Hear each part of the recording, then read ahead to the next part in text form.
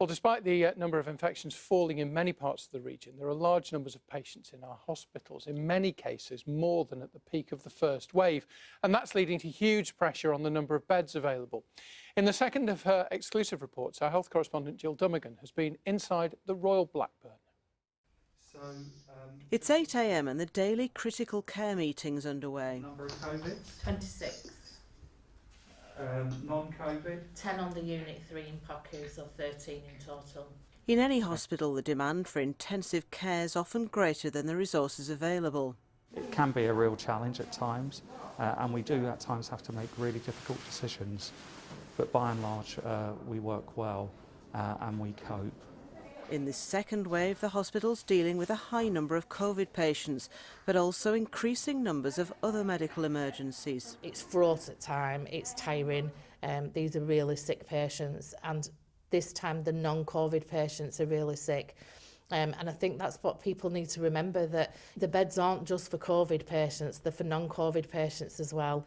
The critical care unit's been expanded, taking over other wards, but the demands of the pandemic's drastically reduce what's available to other patients. Because so many intensive care beds are currently needed for patients with COVID, the number available for those who don't have it, who need care for everything else, has gone down sharply, from 24 to just 14, and that puts a huge pressure on the system.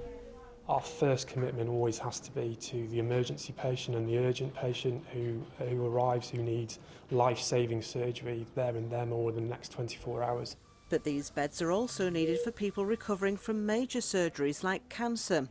Without a space here, those operations can't go ahead. Unfortunately, yesterday we had to cancel or postpone 2 patients for their major operations due to a lack of bed space. It's the unseen harm from coronavirus. Today, 3 operations are already underway, but at 9 a.m. the situation on the unit changes. We kind of had a plan, but there's a patient down in A&E who's having a rapid COVID swab who needs to come up as an emergency. An extra bed has to be found, so the consultants need to work out who can safely be moved out. What we do in the morning is make sure everything is still stable, get a grip on what's clinically happening to the patients, and just try and make improvements to get them ready for discharge. So it's constantly looking at the patients that we've got in and moving patients around. It's a bit like a game of Jenga, I suppose. You take one out to put another one in and hope that everything doesn't topple over. It doesn't tend to. Every part of the hospital's been divided into red areas for patients with COVID and green for those without. Ward C11 looks after some of the sicker COVID patients. We've been very busy over the last few weeks. This is a COVID Cat 4 ward. We've got a lot of patients who are coming in quite poorly. It is getting busier.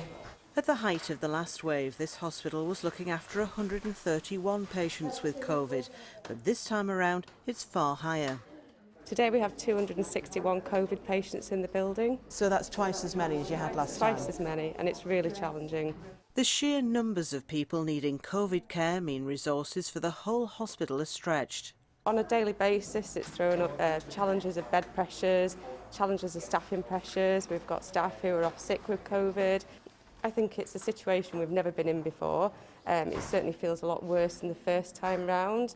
Lorenzo's been here for a month, but his COVID symptoms are mild.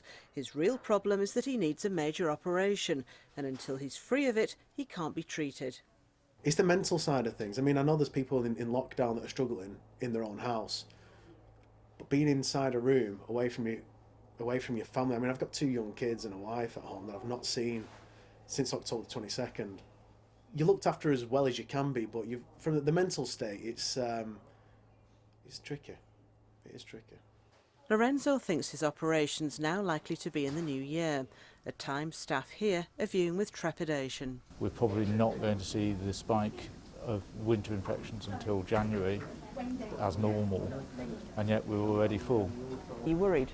Very worried, yeah. It's difficult to see quite how we're going to cope. The general public need to realise that COVID is real and try and stick to the rules so that we can get the numbers down. Gill Dummigan, BBC North West Tonight, Blackburn.